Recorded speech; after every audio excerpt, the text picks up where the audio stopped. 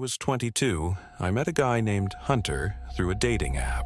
Over the span of a little over a month, we went on 4 dates. At first, things seemed normal. Our first date was just a quick coffee meetup, more of a screening to see if he was as normal as he appeared online. Our second date was at a bar, where we shared a few drinks and had a nice time. The third date was dinner, and that was when I started noticing something off. I wasn't sure if it was a mismatch in personality or if there was something subtly unsettling about him.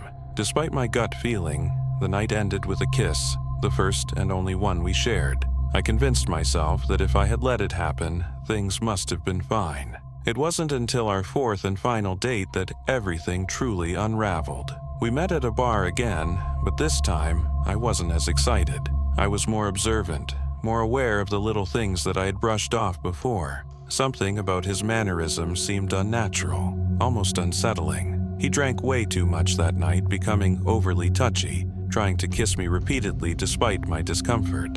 I'm not a fan of public displays of affection, especially in a crowded bar, so I politely declined his advances. After a while, I hinted that I was tired and wanted to leave. He reluctantly agreed, paid the check, and we grabbed our coats. As we walked to our cars, he abruptly stopped me and asked if we could go home together. I declined, using the excuse that I had work the next morning. He refused to take no for an answer, drunkenly suggesting he could drag me to work in the morning. His persistence was unsettling, but what worried me more was that he planned to drive home in his intoxicated state. That was the moment I decided. I was never seeing him again. I got into my car and started my drive home, being extra cautious since I'd had a couple of drinks. As I kept my eyes on the road, I noticed something strange, a car following me. I made multiple turns, but it was still there. Then, at a stoplight, I realized it wasn't just any car. It was Hunter's. A chill ran through me as I grabbed my phone and texted him, "Are you following me?" His reply came almost instantly. "Yeah, just making sure you get home safe." I called him, but he wouldn't pick up. This wasn't just strange, it was downright creepy. I pulled over and sent another text, this time more direct. "Stop following me. I'm fine." His car stopped in the middle of the road for a moment. I could only assume he was reading my message. Then, without responding, he finally drove off. I hoped that was the end of it, but later that night, as I lay in bed, another text came in. "Hope I didn't weird you out tonight. Sorry I got so drunk. Next time, we should do something more low-key, like dinner at my place." I ignored it. The next morning, he sent another message. "Oh no, is the vibe dead?" I still didn't respond. Less than 2 hours later, another message, just a single question mark. That was when I decided to end things directly. I texted him, "Hey, I had a great time getting to know you, but I don't think our personalities click. I also really just want to focus on myself right now. Hope you understand." That should have been the end of it, but instead, I received a flood of angry messages. The worst one? "No, I don't understand. You strung me along for 4 dates just to tell me this. How about you pay me back for everything I spent on you?" There were more messages, some containing personal details I won't repeat, but they were enough for me to block his number. I thought that would finally be the end of it. I was wrong. After blocking him, I started receiving no caller ID phone calls, one after another. I ignored them all, hoping he'd eventually get the message. After what felt like forever, the calls finally stopped. Then, the next day, I came home to something chilling. Sitting on the stoop of my parents' house was a bouquet of flowers and a handwritten card. It was from Hunter. Somehow, he knew where I lived. The message inside was an apology, begging for another chance. My stomach dropped. Did he really think this was romantic? That this was normal? I immediately sent him one final message. "Do not contact me again. Do not come to my house again. If you do, I will file a restraining order." I kept his number blocked, so I never saw if he responded. I hoped, prayed, that would finally be it. But then came the night that changed everything. I was home alone when I woke up to a sound from downstairs. At first, I wasn't sure what had woken me, but then I heard it again. A door creaking open, but not the front door. No, this was inside the house. A cold dread washed over me. I wasn't expecting anyone home that night. My heart pounded as I listened. Then I heard something even worse. Footsteps, Moving as quietly as possible, I slid off my bed and shimmied underneath it. With shaking hands, I grabbed my phone and texted my family. "Who's home?" No one replied. Then, my bedroom door opened. Footsteps moved across the carpeted floor, but then, silence. I strained to hear, trying not to breathe too loudly. Then, I heard my dresser drawers sliding open. Someone, he, was searching through my things. I clamped a hand over my mouth, willing myself not to make a sound. The rummaging stopped. Then, the bed creaked. I could see them, 2 shoes, inches from where I was hiding. For 2 or 3 agonizing minutes, he sat there, muttering something under his breath. Then, I heard the dresser drawers close. Footsteps retreated down the stairs and a door shut. As soon as I was sure he was gone, I whispered into my phone to the 911 dispatcher. I stayed hidden until the police arrived, terrified he might still be nearby. The officers did a full sweep of the house. Every window had been unlocked. One of them, our dining room window, was big enough for someone to squeeze through. He had broken in. At the police station the next day, I handed over everything. The texts, the proof of him following me, everything. But without concrete evidence that it was him inside the house, it was difficult to press charges. I did, however, successfully file for a restraining order. Hunter never contacted me again, but to this day, I still fear that one day he might find out where I live now.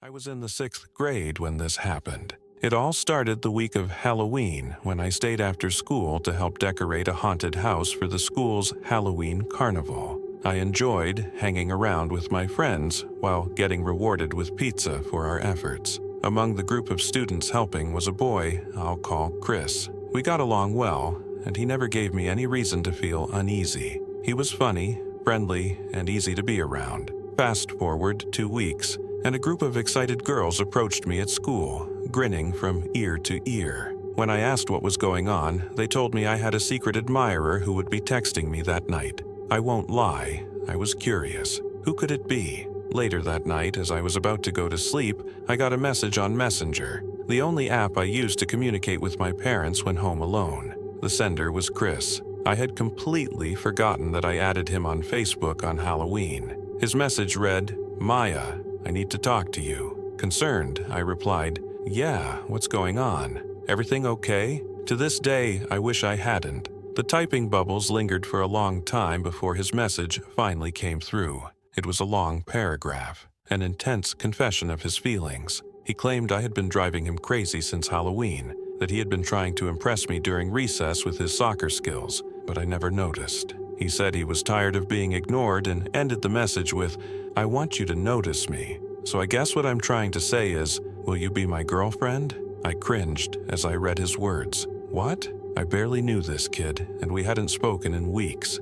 I tried to let him down gently, saying I didn't see him that way and preferred to be friends. His response was immediate. He demanded to know why. Every excuse I gave was met with more questions, and I had to keep explaining myself until he finally stopped replying. The next morning at school was a nightmare. His friends surrounded me, gleefully announcing that Chris wanted to kiss me, that he told everyone he would do it, even if it meant cornering me. Taking it as a threat, I told my teacher. She instructed me to stay inside during the recess and lunch and to run back to the classroom if he approached me. That wasn't enough. I reported him to the principal, who assured me he'd take care of it. That gave me some relief, until I walked home later that week. I lived right across the street from school, and everyone knew it, including Chris. As soon as I stepped inside my house, there was a knock at the front door. Peeking out the window, I saw someone duck behind a parked car. My mom opened the door to find a note on the ground addressed to me.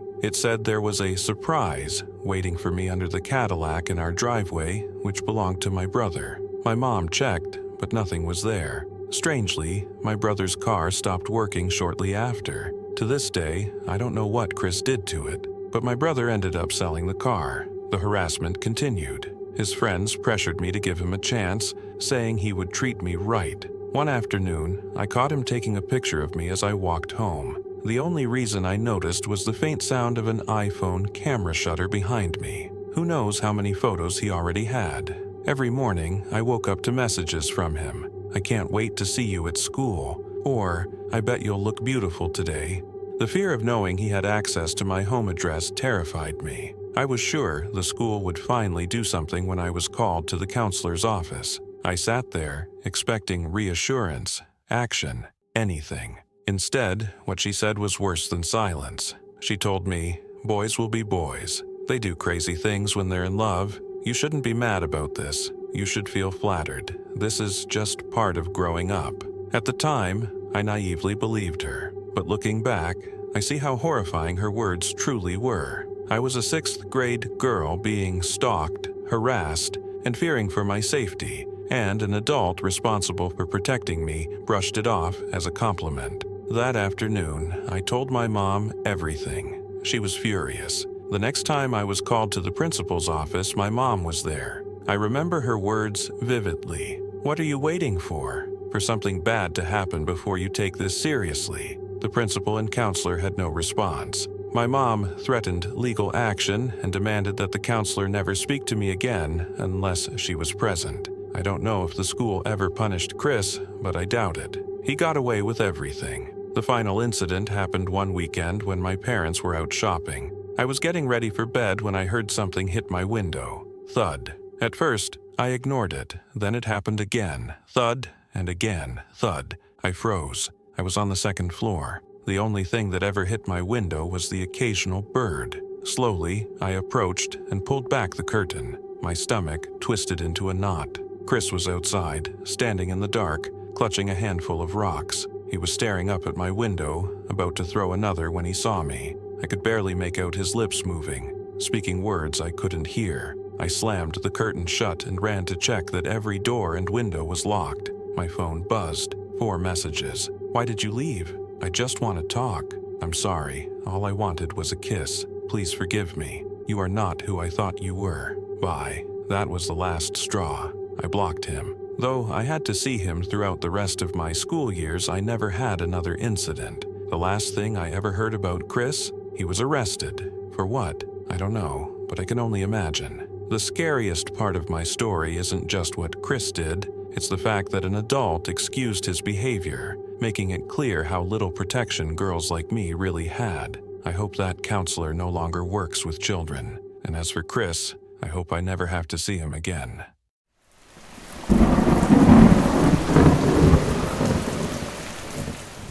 I want to stay as anonymous as possible. This was a serious and traumatic event that left me with lasting scars, both physically and emotionally. I've altered all names and locations to ensure it can't be traced back to me. I've always been a reclusive person. Even in my early school years, teachers told my parents I had antisocial tendencies. I was placed in special behavioral classes in elementary school, though I never fully understood why. As I grew older, I remained socially awkward, though I managed to make a few close friends. Dating, however, was another story. I was 21 when I lost my virginity, later than most. By the time I was 23, I had moved out, bought a townhouse in my hometown, and was working a high-paying job in my field. My place was impressive for someone my age, and I figured it would help me meet someone special. That's when I matched with Emily on Tinder. She was attractive, and we had a decent first date, though I worried I came across as awkward. To my surprise, she texted me later saying she had a great time. We quickly went on more dates, and before long, we were officially a couple. At first, it was great. That honeymoon phase where every text, every call, every moment together felt exciting. But soon, her affection turned into obsession. She constantly texted me asking where I was, who I was with. If I didn't answer fast enough, she'd call repeatedly or send question marks. One evening, she insisted we share locations permanently. I wasn't comfortable, but I gave in. Then things got worse. She started questioning my whereabouts in real time. If I was at my friend Phil's house, she'd demand to know why. One night, while hanging out with Phil and Mark, she showed up uninvited, furious that I wasn't responding about some winery trip she wanted to take. She stormed into Phil's basement, yelling at me in front of my friends. I asked her to talk privately, but she insisted I leave with her. I refused. That night, I texted her, saying I needed space. She didn't take it well. My phone blew up with calls and messages. Then, loud, aggressive banging on my front door. My neighbor even confronted her, but she just screamed that I was a horrible person. Eventually, she left. The next day, I stopped sharing my location. Instantly, she messaged me in rage. That was the final straw. I blocked her. A week later, I was at Phil's house again. When I got home around 11 p.m., I wasn't tired, so I put food in the microwave and searched for a horror movie to watch. That's when I heard a faint click from the dining room. I muted the TV, listening carefully. Another soft sound, the door between the den and the dining room creaking open. I grabbed the biggest knife I owned and dialed 911. Speaking loudly, I made sure whoever was in my house heard me say, "I think my ex-girlfriend has broken in." The operator instructed me to wait outside, so I did. The police arrived fast. We searched the entire house, from crawl spaces to closets to the attic. No one was there. The officer told me to call again if I heard anything. I tried to dismiss it as paranoia, but I knew deep down something was wrong. Later that night, I woke up suddenly. My phone buzzed with texts from an unknown number. It was Emily. She sent long, desperate messages apologizing, begging to meet up.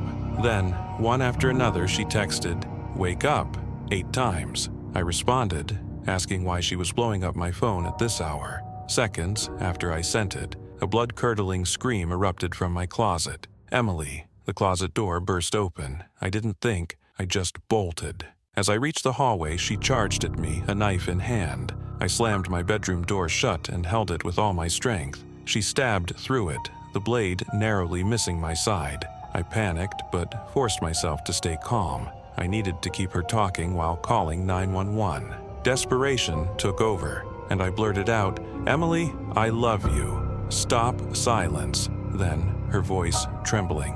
That's all I wanted to hear. I convinced her to drop the knife, telling her I was scared and needed time. I heard the metal clatter to the floor. The second I opened the door, I tackled her to the ground. She screamed and thrashed, but I held on, yelling my address into my phone. The police arrived in full force, kicking down my front door. They swarmed the room, cuffing her as she wailed uncontrollably. Emily was charged with serious crimes. The legal process was long and painful, but in the end, she was convicted and sentenced. There's no satisfaction in knowing she's behind bars, just lingering trauma. I thought I loved her. I ignored the warning signs because I was too caught up in the idea of having someone, of proving to myself that I was desirable. Now, I live with the memories of that night.